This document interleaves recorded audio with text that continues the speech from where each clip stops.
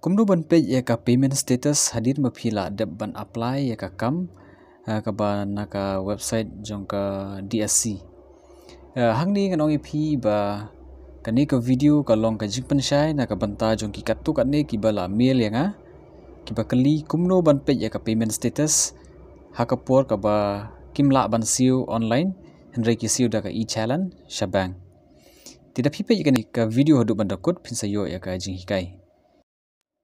Hangni pijit ya ka office na kanu ka office pi apply ya ka Kham ka jong pi nang tas ai ka email ID ka jong pi baru password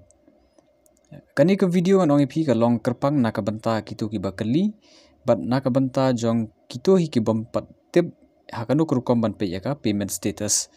henry ngangi scam ba bu na pen jong pi pila tip ya kani tamba lajar kata compare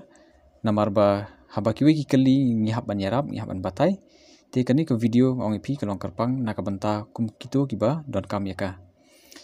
but hadir ma pila ada ban pendap ya ka detail jong pi sa klik login bahkan sa login sya ka dashboard ke jong pi lada ja ba piklat password pila ban klik ya ka to ka link forget password nang tapat pin up sipang kan load ke page but pin sapo ya ka dashboard ke jong pi te kani ka dashboard ke jong but hangni kidon shibun ki option nakane ka menu bar nangne but hangni kanong ipi ka don kani ka banta jong ka online applications ka ba phila ban apply ki post ki ba line but kan don sakawi pade ka ba markhap kani ka my applications ti ini bang upload dei rong saw hangni kani ka ba pin click ba pin pen la ka jingsiu ku jong pi ka la long acceptable na em haki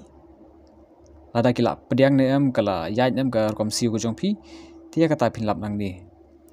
kito ki basiu online ka khamsuk namar ba ki kloi ban Peit hang to hi henry na ka banta jong kito ki basiu da ka e-challenge shabang kila ban ra ka mobile kat ba kidang shong habang ban siu lani kan wan hadin ka to ne por ya ka status ka ba pila ada ban siu nomor hangni ya menta ka tho application fee not paid tika ID ni jing tho badi da ka rong saw but anda pila ada ban siu ka pisah bank da pi up kandiat por kala ban long instant approval lani ka instant update jong kan ka status pinsalap ba kini ki jing tho angde kin kelano da karong jerngam ban yethu ba pila ada ban siu ya ka pisa na ka banta jong kitu ki post ki ba pila ada ban apply but hakaju ka rukom nganong ipi pila ban download ya ka admit card na ka tu ka link ka ba don haneng shuwa ba pin